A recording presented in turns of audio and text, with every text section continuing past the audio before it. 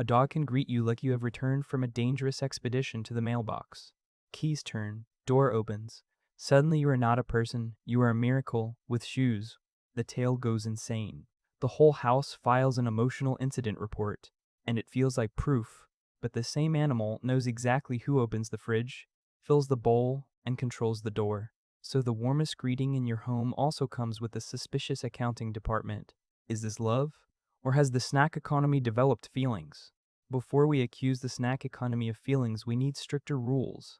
A dog cannot define love for us in language. It cannot promise loyalty in abstract terms, because it is not a tiny lawyer with paws, and it probably does not sort feelings into clean human folders. Love, attachment, routine, safety, food, very suspicious filing system. So the evidence has to come from what we can actually watch. Behavior, body responses, choices, and what changes when the owner is there or gone, which makes the question less cute and the first real answer much less romantic.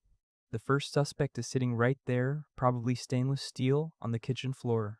Because for a dog, the human is not just a person. The human is the food department, water department, door department, and weather-controlled shelter system. Basically a small government with thumbs. Fruit appears because the human moves. Walks happen because the human chooses the door. Warmth, play, safety, routine. Most of it passes through the same suspicious two-legged machine. And food is not a weak suspect here. When food and petting are compared directly, many domestic dogs choose food if food is easy to get. So yes, the snack economy theory deserves a chair at the table. But a food machine does not explain why this human matters differently. Researchers tested this with a modified Ainsworth strange situation test.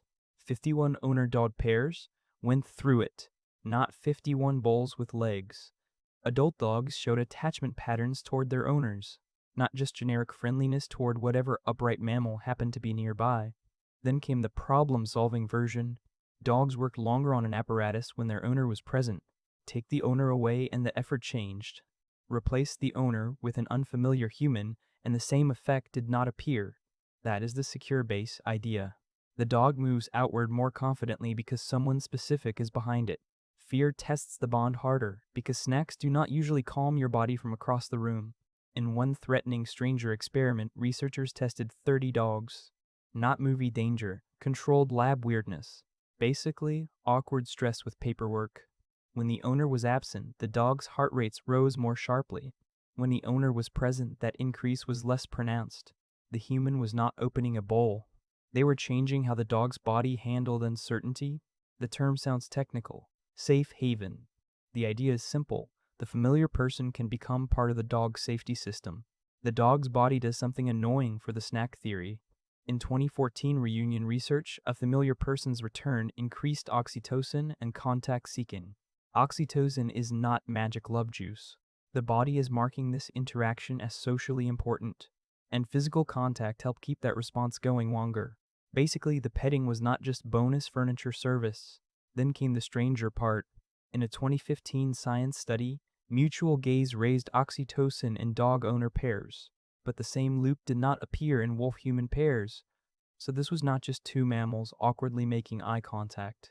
And in reward studies, praise could even compete with food in many dogs. That does not erase the bowl.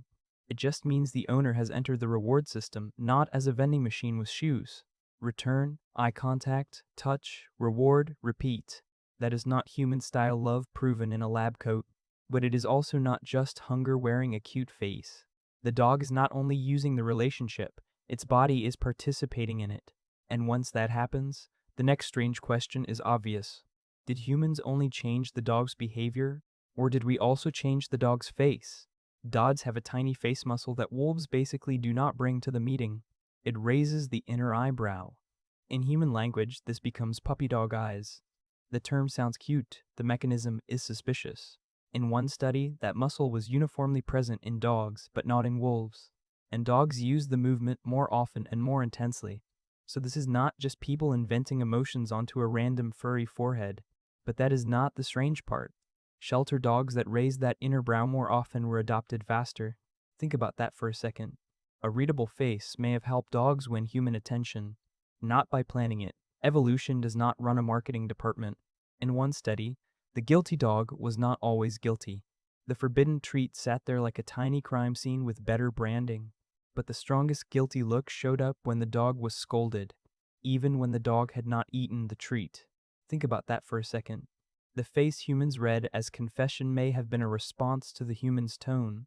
Not "I did the bad thing," but "the big social mammal is unhappy." That still matters?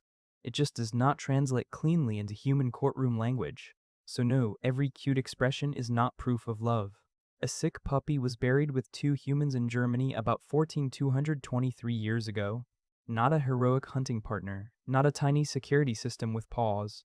A puppy, about 27 to 28 weeks old, with signs of severe illness and prolonged care, which is a problem for the snack economy. Food mattered, reward mattered, routine mattered. The bowl was not imaginary, but a relationship can contain dependence without becoming fake. Think about human bonds for a second. Comfort, habits, safety, predictable faces, shared routines. Not exactly poetry, still real. Basically, the brain does not reject a bond because it also solves problems. That is the trap in the question. Not is it useful or is it real, but can usefulness become part of something real?